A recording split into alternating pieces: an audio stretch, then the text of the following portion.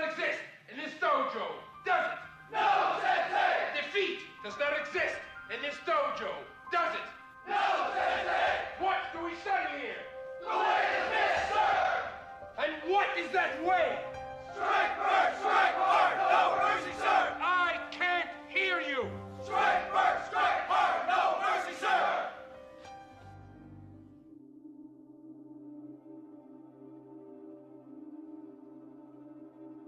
During his stint in the Army, Kreese won the U.S. Army Karate Championship title and held it for 2 consecutive years in 1970 through 1972. After retiring from active duty in 1975, he returned to his old stomping grounds in the San Fernando Valley, reintegrating into society after experiencing the untold and unseen horrors of war is undoubtedly a near insurmountable task. And for those of us who haven't touched a boot down in an active combat zone, we have no idea what demons lay behind the windows into a veteran's soul. For Kreese, he endured many hardships and suffered greatly during the Vietnam War, and a battle-worn, stronger, hardened man remained psychologically locked inside a war zone.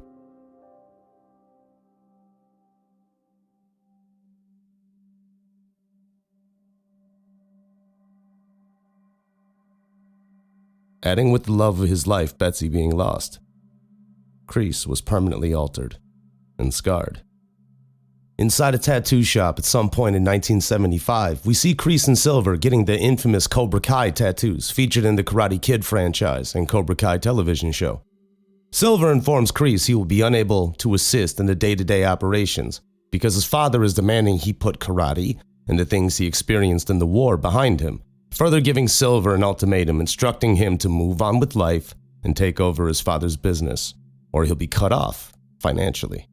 While Kreese is upset hearing this, protesting with Silver, stating he cannot do this without him, Silver reassures him, adding he will financially support Cobra Kai, so he will still have his assistance, just not in the same way they both originally planned. So, over the next decade, after the two parted ways, Terry went on to become extremely successful in his father's business, while Kreese trained students in the way of the fist.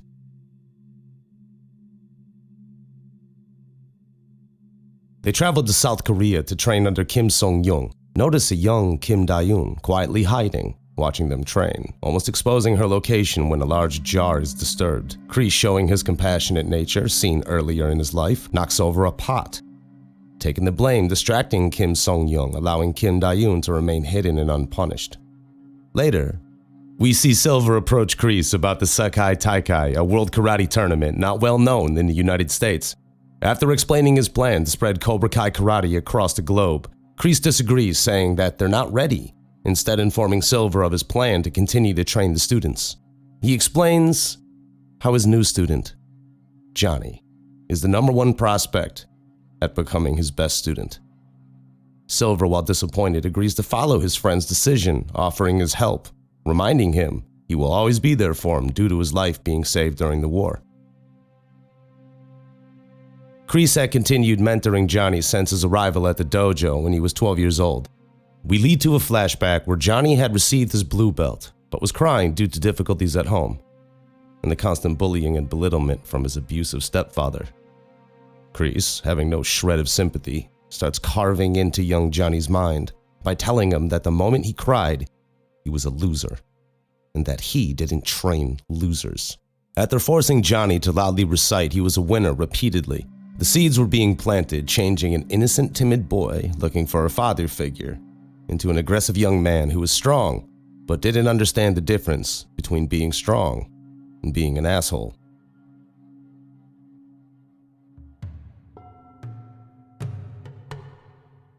Okay, we have some major takeaways we can gather here.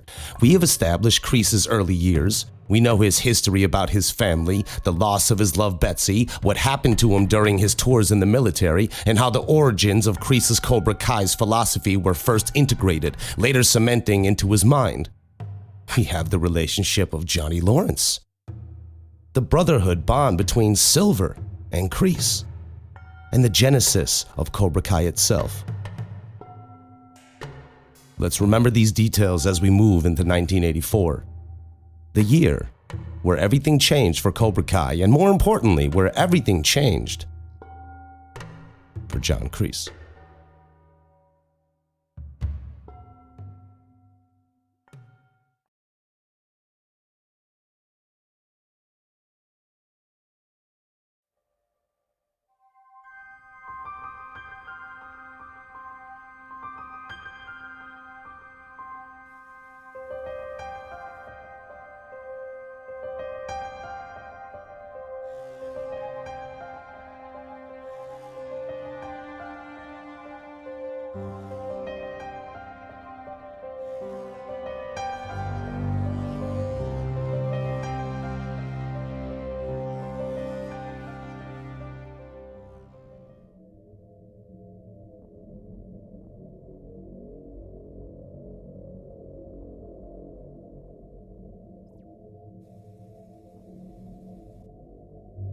At Cobra Kai, we also see Daniel and Mr. Miyagi entering the dojo, intently watching the class currently taking place. This is important because earlier in the Karate Kid film, Johnny Lawrence and Daniel LaRusso had multiple altercations, culminating in Mr. Miyagi defending Daniel, fighting off 5 Cobra Kai students, before more damage could be done.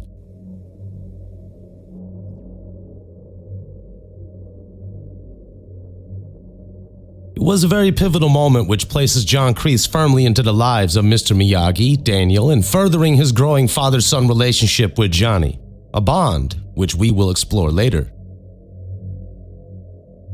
While Kreese is instructing his class, we notice a student losing his concentration instead of practicing the techniques as instructed.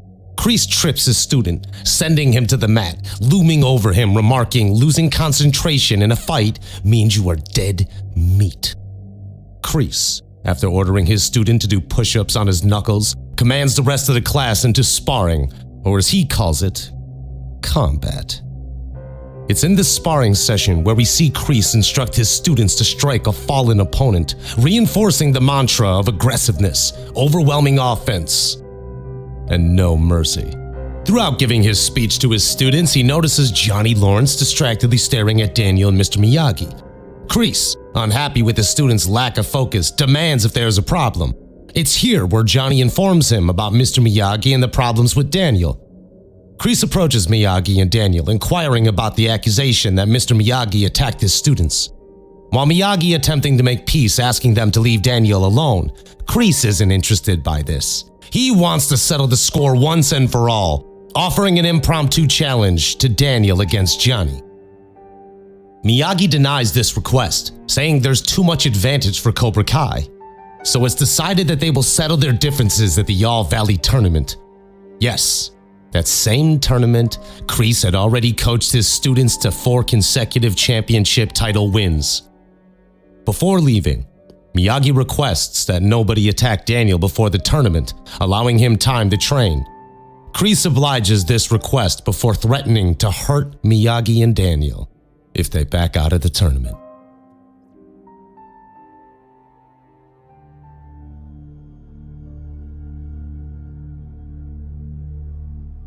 At the 1984 All Valley Tournament, we see Mr. Miyagi and Daniel fight their way through, making it to the semi-finals against Cobra Kai's Bobby Brown, as well as Johnny Lawrence and Kreese, running over their competition making the finals. Moments before the semi-final, Kreese pulls his student Bobby aside and informs him he wants Daniel out of commission. Bobby, protesting to this, confident in his ability to best Daniel in fair combat, is stifled by Kreese, ordering Bobby to use dishonorable tactics and injure Daniel, which he begrudgingly agrees. However, after attacking Daniel, damaging his leg with an illegal kick, Bobby rushes over and apologizing, screaming it wasn't him and he was sorry. It's actually shocking to see the level of control Kreese has over his students. He's shown himself capable of manipulating others into doing his bidding, even when it's something they morally object against. It's quite insidious.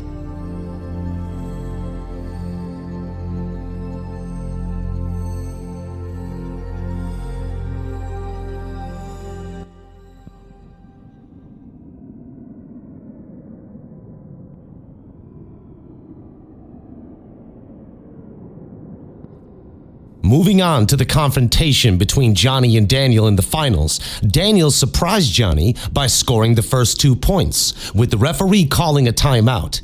It's during this timeout we see Kreese once again instruct another student, this time Johnny, to use dirty and unethical tactics by sweeping an already compromised leg. Johnny, while not comfortable with doing this, regrettably followed Kreese's instruction out of fear, attacking Daniel's leg, receiving a warning, and later losing the fight.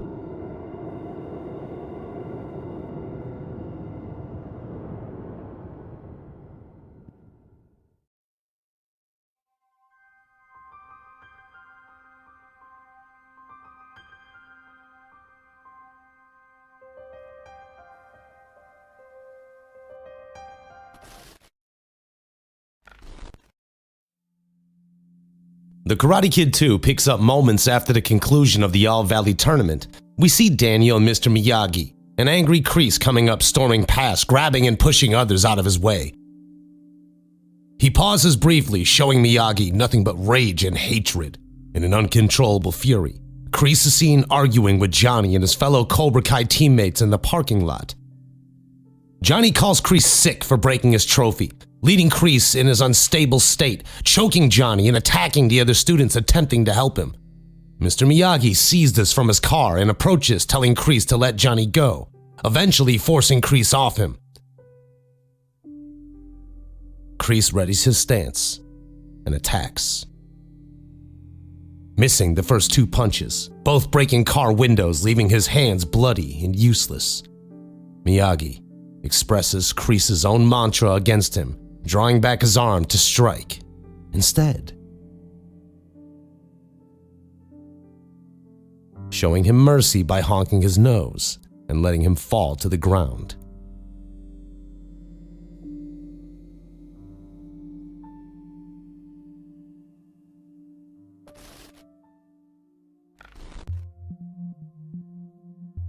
After this defeat at the hands of Mr. Miyagi, all his students finally saw their sensei for who he really was, a callous, cruel, and cold, manipulative serpent of a man.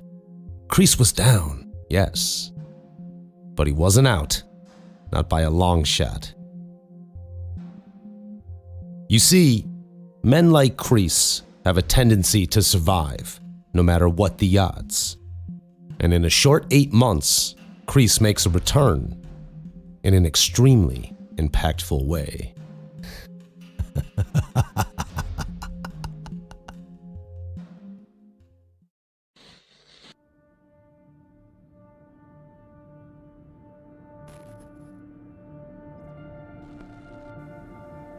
It's 8 months later, and we see a worn, unshaven, and destitute John Kreese. The fallout of his behavior after the tournament in the Karate Kid 2 led to all the Cobra Kai students abandoning the dojo, and since not a single student has enrolled. While watching Kreese mingle in the dojo, we hear a voicemail from the All-Valley tournament calling to inform him they have dropped Cobra Kai's membership due to unpaid fees, among other calls regarding his growing debt. We see John Kreese traveling to see his old friend Terry Silver. We remember Terry Silver from Kreese's early years in Vietnam and had paid for the Cobra Kai dojo. Kreese attempts to hand over the dojo keys, explaining he's quitting and moving on.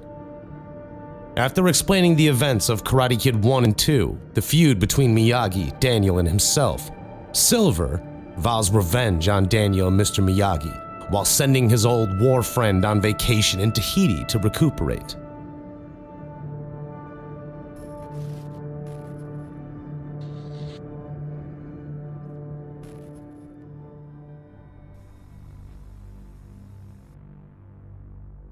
Let's remember, Silver feels a life debt to Kreese for the multiple times he saved him from death during their time in the military. This explains the fierce dedication to his old friend and captain. This is where Silver enacts a masterful plan involving the purchase of 20 new Cobra Kai dojo locations, hiring a karate champion Mike Barnes as a hired gun for the All-Valley tournament, and constructing a plan to create a rift between Mr. Miyagi and Daniel, strain their friendship, have Daniel be injured and humiliated in the All-Valley by Mike Barnes, leaving only John Kreese's Cobra Kai to be represented nationwide.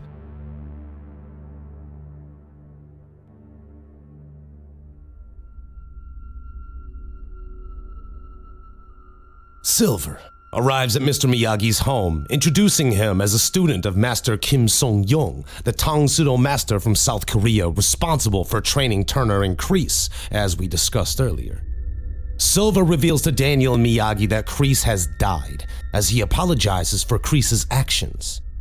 It's not until much later, when Daniel visits the Cobra Kai dojo telling Silver he's not planning on competing at the upcoming All-Valley, we see Kreese reappear back from the dead, scaring Daniel. With Mike Barnes pinning Daniel to the wall and striking him multiple times before letting him flee out the door.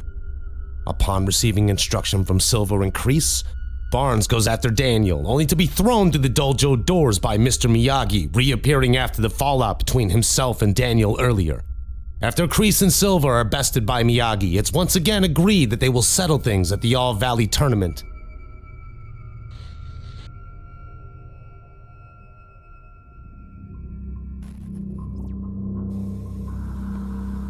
Miyagi, who now understands the true nature of Silver, trains Daniel for the final fight between him and Barnes.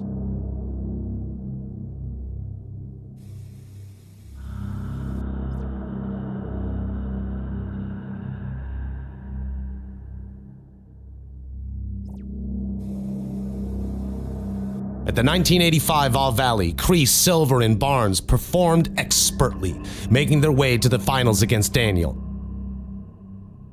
The fight itself is intense, and one-sided, Barnes scoring the first point, later losing a point for an illegal groin kick. Barnes repeating the cycle and tactic again, scoring a point, then losing it with another illegal strike. This is because Silver and Kreese are intending on injuring and embarrassing Daniel and hurting Miyagi, seeing his student endure so much punishment.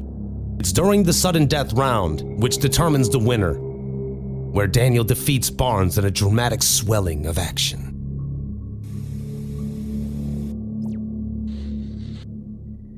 This is the final time we see Kreese in the Karate Kid movies. He's seen arguing with the cheering crowd as the movie comes to a close. And with that, Kreese was defeated. He retreated back into the darkness to recover, readapt, and resurrect himself when the time was right.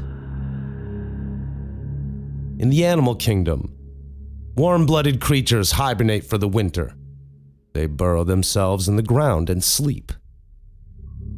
For the cold-blooded, it's called brumation. For you see, the snake, he burrows himself for the winter as well, but he stays awake and waits. He waits for his opportunity to reveal himself and strike. 33 years later, John Kreese does exactly